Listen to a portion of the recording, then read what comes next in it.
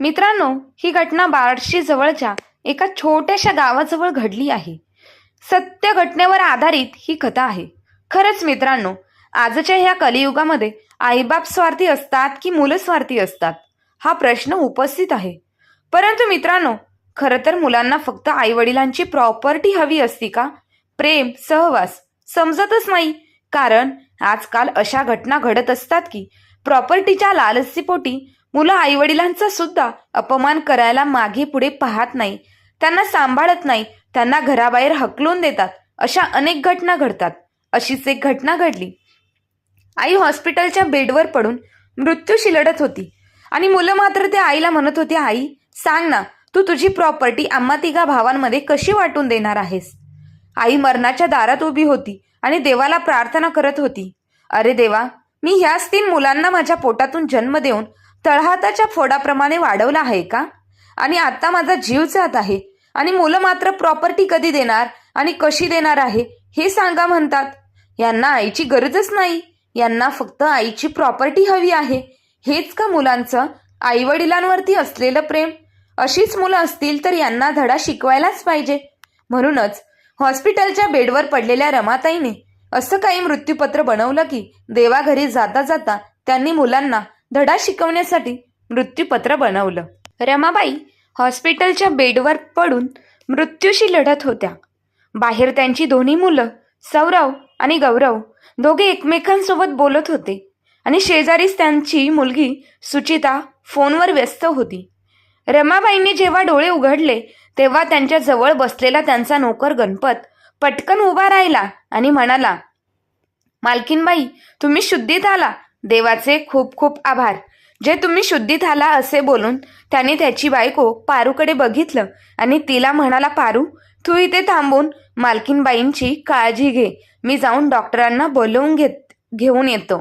असे बोलून तो बाहेर जातो. तिथेच उभा असलेली पारू मालकीनबाई ह्या परिस्थितीत पाहून काळजीत होती. रमाबाईंच्या तोंडाला मास्क लावलेला होता.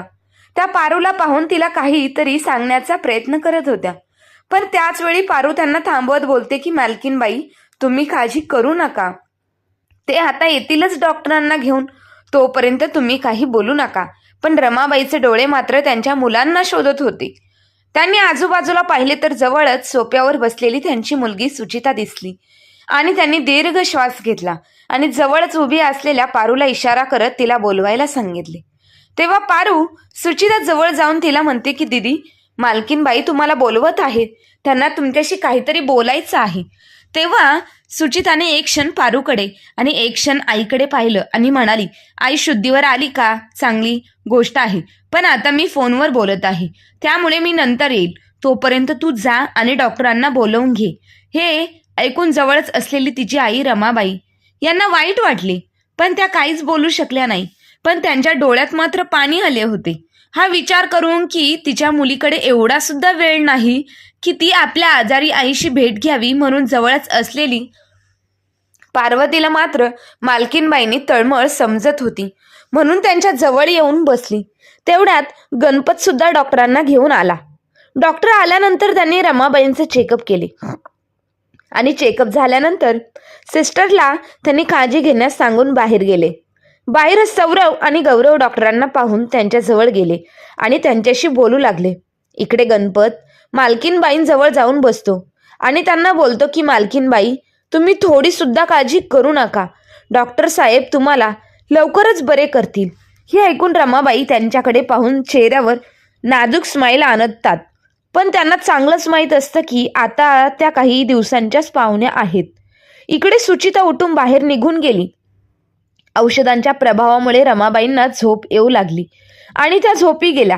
तेव्हा गणपत हळू आवाजात पारूला बोलतो की पारू, तू घरी जा आणि मालकीनबाईंसाठी काहीतरी हलका फुलका नाश्ता तयार करून घेऊन ये आणि सूप सुद्धा घेऊन ये, तोपर्यंत मी इथेच आहे. हे ऐकून पारू घरी जायला निघते. रमाबाई झोपल्या होत्या आणि पारू सुद्धा घरी गेली होती, त्यामुळे गणपत सुद्धा चहा पिण्यासाठी थोडा वेळ बाहेर जातो. थोड्या वेळानंतर सौरव आणि गौरव आणि त्यांची बहीण सुचिता ह्या रमाबाईंजवळ येतात आणि आपापसात काहीतरी बोलायला लागतात. ते बोलतच असतात. पुन्हा डॉक्टर त्या रूममध्ये येतात आणि त्यांना बोलतात की हे बघा, तुमच्या आईचे तब्येतीमध्ये काही फरक पडताना दिसत नाही. त्यांना हा दुसऱ्यांदा हार्ट अटॅक आला आहे. परिस्थिती खूप नाजूक आहे. हा माहीत आहे डॉक्टर, पण तुम्ही सांगा की अजून किती दिवस त्यांना इथे ठेवावे लागेल. सौरवने डॉक्टरांना विचारले. हा डॉक्टर, आम्ही किती दिवस झालो आहोत इथे थांबलो आहेत.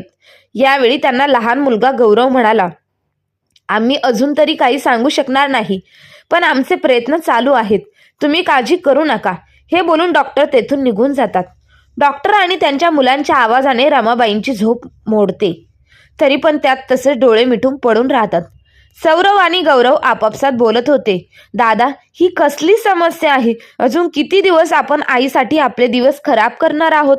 तेव्हा सौरव म्हणतो, मी तर काय करणार? डॉक्टर बोललेत ना की अजून काही सांगू शकत नाही. किती दिवस ठेवावे लागेल? तेव्हा गौरव दुःखी होऊन बोलतो की 3 दिवस झाले इथे आहोत. दोघेही भाऊ एकमेकांना स्वतःचे प्रॉब्लेम सांगत होते. माझेही तेच हाल आहे. सकाळपासून तुझ्या वहिनीचे फोनवर फोन येत आहेत आणि ती म्हणत आहे की लवकर काम आवरा आणि पटकन निघून या. इथे कामाचं तर दूरच राहिलं, पण आपण त्याबद्दल आईशी काही बोललोही सुद्धा नाही. सौरवने त्याची अडचण सांगितली. दादा, मी तर म्हणते की आई शुद्धीवर येताच आपण तिला विचारायला हवं की तिने तिच्या मृत्यूपत्रात काय लिहिलं आहे. सुचिता तिच्या भावांचे बोलणे ऐकून म्हणते की सुचिताचे बोलणे ऐकून सौरव वाईट हसण्यासह म्हणाला की मला वाटते की आईने तिघांसाठी बरोबरची वाटणी केली असावी. आपल्यासह मुलांच्या तोंडातून असलेले बोलणे ऐकून रमाबाईंचे हृदय तुटत होते. ते विचार करायला लागते की किती दिवस सुखी परिवार होता ती तिच्या तिन्ही मुलांसोबत किती आनंदात होती. पण तिच्या नवऱ्याच्या अकाली निधनानंतर सर्व काही बदलून गेलं. सौरव, गौरव आणि सुचिता हे खूप लहान होते. तिन्ही मुलांना एकट्याने सांभाळणे खूप अवघड होते. त्यानंतर त्यांनी नोकरी करायला सुद्धा सुरुवात केली. हळूहळू घराची आर्थिक परिस्थिती सुधारायला लागली. तिने मुलांना चांगले शिक्षण देऊन त्यांच्या पायावरती उभे केले. त्यांची लग्न करून दिली. पण घरामध्ये रमाबाई मात्र एकट्या पडल्या. मुले वेगवेगळ्या शहरांमध्ये जाऊन राहू लागली. ती फक्त सणांनाच येऊ लागले. रमाबाई त्यांना पाहण्याची खूप इच्छा व्यक्त करत असते, पण त्यांना काहीच फरक पडत नव्हता. गणपत हा रमाबाईंच्या घरी काम करणारा शांताबाईचा मुलगा असतो. शांताबाई सोबतच त्यांचा मुलगा गणपत रमाबाईच्या घरी काम करत असतो. त्याच्यावर सुद्धा रमाबाईंनी आपल्या मुलाप्रमाणेच प्रेम केलेलं असतं. त्यामुळे गणपत सुद्धा रमाबाईंने त्यांच्या मानत होता. त्यांचा मानलेला मुलगाच असतो. गणपत आणि पारू नेहमी रमाबाईंसोबत राहून त्यांची काळजी घेत असे. त्या दोघांनाही सख्ख्या मुलाप्रमाणे आणि सुनेप्रमाणे त्यांचे कर्तव्य पार पाडले होते. रमाबाईंना सुद्धा वाटत होते की गणपत हा कोणी परका नसून त्यांचाच मुलगा आहे. पण आज त्यांच्या सख्ख्या मुलांचे बोलणे ऐकून त्यांना केवळ वाटत होतं, त्यांना विश्वासच बसत नव्हता की त्यांच्या मुलांना त्यांच्या आईपेक्षा तिच्या संपत्तीवरती प्रेम होतं. त्यांच्या डोळ्यांतून एकदमच अश्रू येऊ लागले. पारू घरून जेवण घेऊन आली होती. गणपतने नर्सकडून परवानगी घेऊन रमाबाईंना हळूच उठवत म्हणाला, मालकीनबाई उठा आणि थोडंसं खाऊन घ्या, नाहीतर तुमची तब्येत अजून खराब होईल. गणपतचा आवाज ऐकून रमाबाई पुन्हा वर्तमानात येतात. त्यांनी डोळे उघडून पाहिले तर पाहतात की त्यांच्या पायापाशी गणपत बसला होता आणि पारू जेवण घेऊन उभी होती. त्यांना सर्व रूममध्ये नजर फिरवली, पण त्यांना तिथे गणपत, पारू आणि नर्स शिवाय दुसरं कोणीच दिसले नाही. त्या विचार करू लागल्या की बहुतेक ती लोक निघून गेलेत. गणपत मात्र मालकीनबाईंच्या मनाची दशा समजून गेला होता. त्यामुळे तो लगेचच म्हणतो की मालकीनबाई, तुम्ही दादा आणि ताईंना शोधत आहात का? ते तर आत्ताच जेवण करायला बाहेर गेले आहेत. थोड्याच वेळात येतील.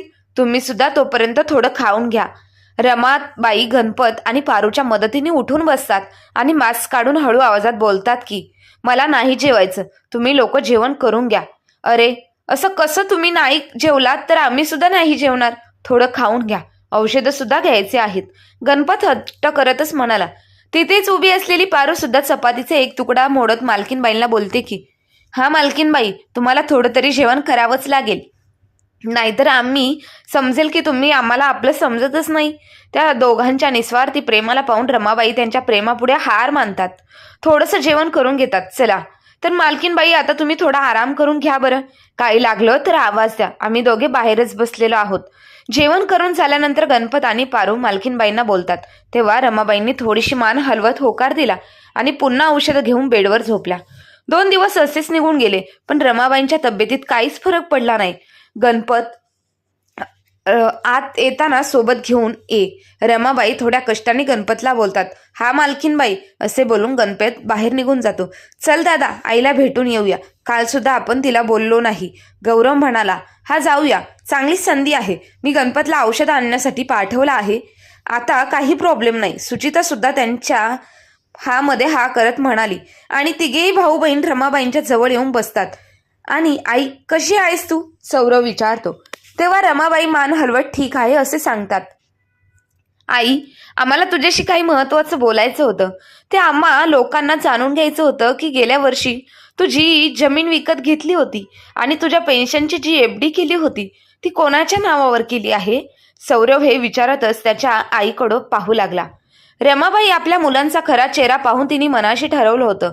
त्यामुळे ती तिच्या शेवटच्या क्षणी त्यांचीही इच्छा सुद्धा पूर्ण करणार होती.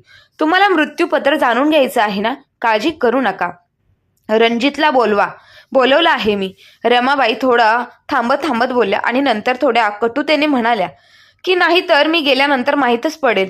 आई, आम्हाला असं म्हणायचं नव्हतं. आम्ही तर फक्त असेच माहिती करिता विचारत होतो. विषयाला उलट सौरभ म्हणाला. तेव्हा रमाबाईंनी डोळे बंद केले. आता त्यांना अजून सहन होत नव्हते. चला आपण बाहेर जाऊया, आईला विश्राम करू द्या. सुचिता तिच्या भावंडाकडे बोट दाखवत म्हणाली आणि तिघे जण बाहेर जातात. काही वेळ जातो आणि नंतर गणपत येतो. तो मालकीनबाईंना बोलतो की मालकीनबाई, रणजित आले आहेत, तुम्ही त्यांच्याशी बोलून घ्या, आम्ही बाहेरच बसतो. रणजित व्यवसायाने वकील होते आणि रमाबाईंच्या ओळखीचे होते. त्यामुळे रमाबाईंनी मृत्यूपत्र बनविण्यासाठी रणजितला बोलावून घेतले होते. हा ताई, बोला. वकील साहेब रमाबाईंना म्हणाले. तेव्हा रमाबाई बोलतात की मृत्यूपत्र बनवायचं आहे. भाऊसाहेब इकडे या. डॉक्टर साहेब त्या तिघांना केबिनमध्ये बोलवतात आणि त्यांना सांगतात की हे बघा, तुमच्या आईच्या तब्येतीत काहीच बदल होत नाही. मला नाही वाटत की आता जास्त वेळ जगू शकतील. डॉक्टर त्यांना रमाबाईंच्या खऱ्या स्थितीबद्दल माहिती देत होते, पण त्या तिघांनी डॉक्टरांच्या बोलण्याला काहीच महत्त्व दिले नाही आणि ठीक आहे म्हणत तेथून निघून बाहेर आले, कारण ते स्वतः आईच्या मरणाची वाट पाहत होते. रात्रीच्या वेळी अचानक रमाबाई बोलू लागल्या की त्यांना श्वास घ्यायला त्रास होत आहे. मालकीनबाईंचा आवाज ऐकून जवळच झोपलेला गणपत उठला आणि बोलू लागला. काय झालं मालकीनबाई? तेव्हा रमाबाई बोलतात की गणपत, माझ्या मुलांना बोलवतोस का? मला त्यांना शेवटचं पाहायचं आहे. खूप थांबून श्वास घेत होत्या. रमाबाई थांबून श्वास घेत होत्या. मालकीनबाई, तुम्ही असं बोलू नका. मी आहे ना, लगेच डॉक्टरांना बोलावून आणतो. मी आणि भैया दीदीलाही सांगतो. असे बोलून गणपत रूममधून धावत पडत डॉक्टरांना सांगायला जातो. नंतर तिथे शेजारी असणाऱ्या वेटिंग रूममध्ये त्या तिघांना जवळ गेला आणि म्हणाला, भैया लवकर उठा. त्या मालकीनबाई तो एवढेच बोलतोस तोपर्यंत सौरव त्याला थांबवतो आणि चिडून म्हणाले, हे काय आहे गणपत? एवढ्या मध्यरात्री सुद्धा तुम्ही शांत झोपू देत नाही. भैया, मालकीनबाईंची तब्येत खूप खराब आहे. त्यांनी तुम्हा तिघांना बोलवलं आहे. चला ना भैया, गौरव भैया आणि सुचिता दिदीला पण बोलवा. असं म्हणत गणपतच्या डोळ्यामध्ये चमक आली. खरंच आईची तब्येत खराब झाली आहे का? मी गौरवला फोन करतो. तो चल. सौरव म्हणाला, ठीक आहे, लवकर या भैया. असं म्हणून गणपत इथून धावत मालकीनबाईंच्या जवळ आला. डॉक्टर साहेब, त्यांना सांगा मालकीनबाईंना एवढा त्रास का होत आहे. त्या कोणाच्या नाव सुद्धा नीट घेऊ शकत नाही. गणपत डॉक्टरांच्या आजूबाजूला होत म्हणाला. डॉक्टर रमाबाईंना चेक करत होते. त्यांच्या हाताची नाडी मंद गतीने चालत होती. जवळच असणाऱ्या नर्सने मशीनला पाहून त्यांना लगेच इंजेक्शन दिले. डॉक्टर, काय झालं आहे? आईला दरवाजातून सौरव आतमध्ये येत म्हणाला, हे बघा मिस्टर सौरभ, मी तुम्हाला आधीच सांगितलं होतं की त्यांची शेवटची वेळ जवळ आली आहे, म्हणून त्यांना एवढा त्रास होत आहे. त्यांची मुलांना भेटण्याची शेवटची इच्छा आहे. त्यांना लवकर बोलवून घ्या. बाकी आता माझ्या हातामध्ये काहीच नाही. डॉक्टर सौरवच्या खांद्यावरती हात ठेवत म्हणाला. हो डॉक्टर, मी बोलवलं आहे त्यांना. ते लोक आता येतच असतील. आई, तू टेन्शन नको घेऊ. गौरव आणि सुचिता रस्त्यामध्येच असतील. सौरव आईजवळ बसत म्हणाला. रमाबाईंनी सौरवचा हात पकडला आणि त्यांच्या डोळ्यांतून अश्रू वाहू लागले. भैया, गौरव आणि सुचिता दोघेही आले होते. रमाबाईंच्या दोन्ही बाजूला उभे राहिले होते. त्यांच्याबरोबर पारू सुद्धा आली होती. ती गणपतच्या बाजूला उभी राहिली होती. रमाबाईंनी त्यांच्या डोळ्यांच्या इशाऱ्याने गणपतला जवळ बोलवलं तेव्हा गणपत आणि पारू रमाबाईंच्या जवळ आले. रमाबाईंनी गणपतचा हात पकडून म्हणाला, बाळा, आता माझी जायची वेळ झाली आहे. सदैव आनंदी राहा माझ्या बाळांनो. असं म्हणून रमाबाईंनी शेवटचा श्वास घेतला आणि त्यांचे डोळे कायमचे बंद झाले. मालकीनबाई, मालकीनबाई, तुम्ही गप्प का? बोला ना मालकीनबाई. मालकीनबाईंना हलवत गणपत रडू लागला. तेव्हाच मिस्टर सौरभ, तुमची आई आता ह्या जगात राहिली नाही. मशीन बंद करून डॉक्टर बाहेर निघून गेले. भैया, मालकीनबाईंना घरी घेऊन जावं लागेल. त्यांचा शेवटचा विधी पार पाडावा लागेल. सौरव आणि गौरव गणपतला म्हणाला. मालकीनबाईंना काय झालं? पारू, मालकीनबाई आपल्याला सोडून गेल्या. त्या असं कसं करू शकतात? आधी माझी आई मला सोडून गेली आणि आता मालकीनबाई. गणपत रडत रडत म्हणाला. पारू गणपतला धीर देत होती. गौरव, मी डॉक्टर राम बरोबर बोलून बिल क्लिअर करून येतो आणि मग आपण घरी जाऊ, सौरव म्हणाला आणि बाहेर निघून गेला. शांत हो गणपत, किती रडत आहेस तू? ती आमची पण आई होती, सुचिता चिडून गणपतला म्हणाला. आणि नंतर ती तिच्या नवऱ्याला आई गेली ही बातमी सांगण्यासाठी बाहेर निघून गेली. संध्याकाळी सगळ्या नातेवाईकांना सांगितलं. सकाळ होईपर्यंत सगळे पाहुणे घरी आले होते. सुचिताचा नवरा आणि तिच्या वहिनी सुद्धा आल्या होत्या. गणपत या सगळ्यांपासून दूर एका खांबाला टेकून उभा राहिला होता. त्यांचे डोळ्यातले अश्रू थांबवण्याचं नावच घेत नव्हते. गणपतची बायको पारू पाहुण्यांना पाणी देत होती. बाळा, आता स्मशानामध्ये जायची वेळ झाली आहे. यांना घेऊन चला. पूजा पाठ करत गुरुजी सौरव आणि गौरवला म्हणाले. हो गुरुजी, सौरव म्हणाला. गौरव समोरच्या बाजूला आणि पाठीमागच्या बाजूला सुचिताचा नवरा. रमाबाईचा मृतदेह उचलण्यास तयार होते. चौथा खांदा कोण देणार? त्यातीलच एक माणूस म्हणाला. भैया. गणपतचा हात पकडून पारू म्हणाली, तुमच्याबरोबर यांना पण घ्या मालकीनबाईंना खांदा देण्यासाठी. तेव्हा सौरव म्हणाला, ठीक आहे, तसं तू माझ्या आईला आईच मानत होता तर तू खांदा पण देऊ शकतोस. सौरव गणपतकडे पाहून म्हणाला. तेव्हा गणपत खांदा देण्यासाठी पुढे आला. थांब सौरव. गेटच्या समोर उभा असलेला रणजित बोलले. त्यांच्या हातात काही पेपर्स होते. सौरवने त्यांना नमस्कार केला. रमाबाई जाण्यास खूप मोठं दुःख झालं आहे, पण आता मी तुम्हाला हे सगळं सांगण्यासाठी इथं आलो आहे, जे रमाबाईंनी मला सांगितलं होतं.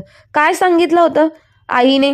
गौरव उत्सुकतेने म्हणाला. बाळा, तुमच्या आईचं म्हणणं एवढंच होतं की त्यांचे शेवटचे अंत्यसंस्कार होण्या अगोदर तुम्हा लोकांना त्यांनी बनवलेलं मृत्यूपत्र वाचून दाखवावे.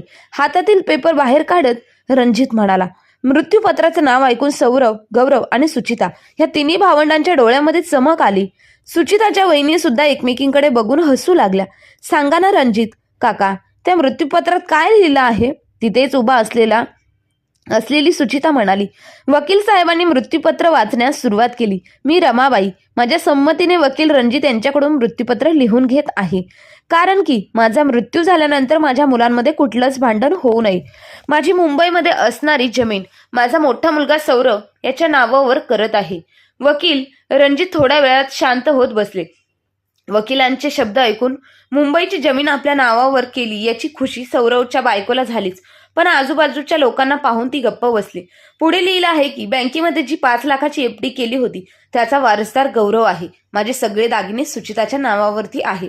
रणजित एवढं बोलून शांत बसले आणि गौरव आणि सुचिता आपापला हिस्सा मिळाला म्हणून खुश होते.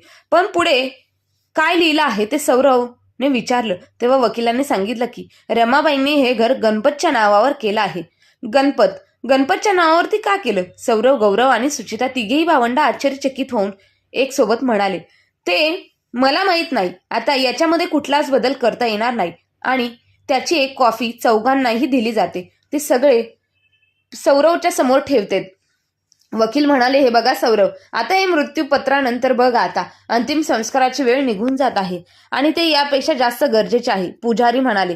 तेव्हा सौरव उद्धटपणे म्हणाला, चला, आणि सगळे स्मशानभूमीमध्ये गेले. अंतिम संस्कार झाल्यानंतर सगळे लोक घरी आले आणि त्या मृत्यूपत्राबद्दल चर्चा करू लागले. भैया, हे असं कसं होऊ शकतं? आईने हे घर आपल्याला न देता त्या गणपतच्या नावावरती केलं आहे. सुचिता रागाने म्हणाली. हो, जायचं होतं तर आपल्याला जावयाला किंवा सोन्याच्या नावावरती करून जायचं. सासूबाईंनी तर एवढं मोठं घर त्या नोकराच्या स्वाधीन केलं. सुचिताचा नवरा विजय तोंड वाकडं करत म्हणाला. भाऊजी, तुम्ही बरोबर बोलला आहात. शेवटी सासूबाईंनी असं का केलं? रमाबाईंची छोटी सून चिडून म्हणाली. तेव्हा त्यांची मोठी सून तिच्या जवळ बसत म्हणाली. आताही बोलून काय फायदा आहे? खरं तर आता हे घर गणपतपासून माघारी कसं घ्यायचं याचा विचार करा. हे घर आता आपण परत माघारी घेऊ शकत नाही. ऐकलं तुम्ही लोकांनी आणि तुम्ही लोक समजून जा की हे घर तुमचं कधीही नव्हतं. सौरव केव्हापासून सगळ्यांचं बोलणं ऐकत होता. शेवटी तो चिडून म्हणाला, काय झालं भैया, तुम्ही असं का बोलत आहात? सौरवचा राग बघता गौरव म्हणाला, तुम्हाला हे सगळं समजत नाही का? वकिलांनी काय सांगितलं होतं? आता आपण त्याच्यामध्ये काहीच बदल करू शकत नाही. सौरव म्हणाला. तेव्हा सुचिता रागात म्हणते, म्हणजे आता या घराला आपण विसरून जायचं? मग आता काय करू शकतो आपण? सौरव म्हणाला आणि बाहेर निघून गेला. आता आपलं इथं काहीच फायदा नाही, तर इथून राहून काय उपयोग आहे? 13वा झाल्यानंतर आपण सगळे इथून निघून जाऊ. तिथेच एका कोपऱ्यात बसलेला गणपत म्हणाला, पारू, मालकीनबाई आपल्याला सोडून निघून गेल्या. सुचिता दिदी, सौरव भैया आणि गौरव भैया हे लोक तर आपल्याला पसंत करतच नव्हते. आता आपण काय करायचं? कुठे जायचं? परत आणखी एकदा मी अनाथ झालो. तुम्ही असं का बोलत आहात? बघा, मालकीनबाईंनी त्यांच्या माघारी आपली व्यवस्था करून गेली आहेत. हे घर तुमच्या नावावरती केलं आहे. पारू म्हणाली, घर घर हे तर सगळेच बोलत आहे, पण आम्हाला नको आहे हे घर. घर आम्हाला नको. घर ज्याला पाहिजे त्याला द्या, त्यांनी घ्या. गणपत म्हणाला, माझ्या बोलण्याचा तो अर्थ नव्हता, पण तुम्ही विचार करा, मालकीनबाईंच्या आठवणीत ह्या घराबरोबर जोडलेल्या आहेत आणि त्यांना पण वाटत होतं की या घरावर फक्त तुमचाच हक्क आहे, कारण त्यांना वाटले असावे की तुम्हाला कधी एकटेपणा जाणवू नये. पारू म्हणाली. तेव्हा गणपत म्हणाला, आपल्या डोळ्यातील अश्रू पुसत म्हणाला, पारू, तू खरंच बरोबर बोलत आहे. मालकीनबाईने आपल्याला एवढी मोठी संपत्ती दिली, मी लक्षच दिलं नाही. आणि बघ, मालकीनबाईच्या निर्णयाला गणपत सहमत होता. रमाबाईच्या 13व्याचा कार्यक्रम पण झाला होता. सगळे नातेवाईक आपापल्या घरी निघून गेले होते. भैया, तुम्ही सगळे निघाला आहात, इथेच राहा, गणपत आग्रहाने म्हणत होता. गणपत, आता आम्हाला निघायला हवं, तसं पण सुट्ट्या संपलेल्या आहेत. सौरव त्याचं सामान गाडीमध्ये ठेवत म्हणाला, भैया, कालच 13व्याचा कार्यक्रम झाला आणि आज तुम्ही लगेचच निघत आहात. काही दिवस तरी राहा. गणपत म्हणाला. सुचिता तोंड वाकडं करत म्हणाली, का राहू आम्ही इथं? हे घर तर आईने तुझ्या नावावरती केलं आहे ना, तर तू खुश राहा. आणखी काय पाहिजे तुला? सुचिताचं बोलणं गणपतला आवडलं नाही, तरी पण तो गप्प बसला, कारण मालकीनबाईच्या जाण्याने सगळं घर शांत झालं होतं. भैया, दीदी, आधीच मालकीनबाई गेल्यामुळे घर खाली खाली वाटायला लागले आहे आणि आता तुम्ही निघालात तर सगळं घर खाली खाली होऊन जाईल. चांगलं नाही वाटणार. पारू म्हणाली, हे बघा, तुम्ही नोकर आहात आणि नोकरासारखेच राहा, चांगलं वाटेल. आम्हा लोकांना समजवायची काहीच गरज नाही. पारूचे शब्द मध्येच तोडत गौरव रागाने म्हणाला, भैया, मला तसं नव्हतं म्हणायचं. पारू डोकं खाली घालून म्हणाली, आई निघून गेली, तिच्याबरोबर दीदी आणि भैया हे पण नातं संपलं. जावा आता, आमचं डोकं नका खाऊन. दोघे जण सुचिता पारूला म्हणाली आणि गणपतला मोठ्या आवाजात म्हणाली आणि बहीण भावंड रागाने आपापल्या घरी निघून गेले. गणपत आणि पारू त्या लोकांना जाताना बघत होते. वेळ अशीच निघून गेली होती. आता रमाबाईंना जाऊन 2 वर्ष झाली होती, पण तिघेही बहीण भावंडे कधीही माघारी त्या घरी आले नाहीत. गणपत आणि रमाबाई निवासात राहू लागले, पण आता गणपत एवढी प्रगती केली होती की ते एक घर नाही, तर तिथे एक वृद्धाश्रम बनलं होतं, जिथे लहान मुलांना, वृद्धांना राहण्यासाठी त्याने त्या घराला वृद्धाश्रमामध्ये बदललं होतं. हे बघून रमाबाईंच्या आत्म्याला शांती मिळाली असेल. तर मित्रांनो, तुम्हाला ही कथा कशी वाटली? आवडली असेल तर व्हिडिओला लाईक आणि चॅनलला सबस्क्राईब करायला विसरू नका. धन्यवाद.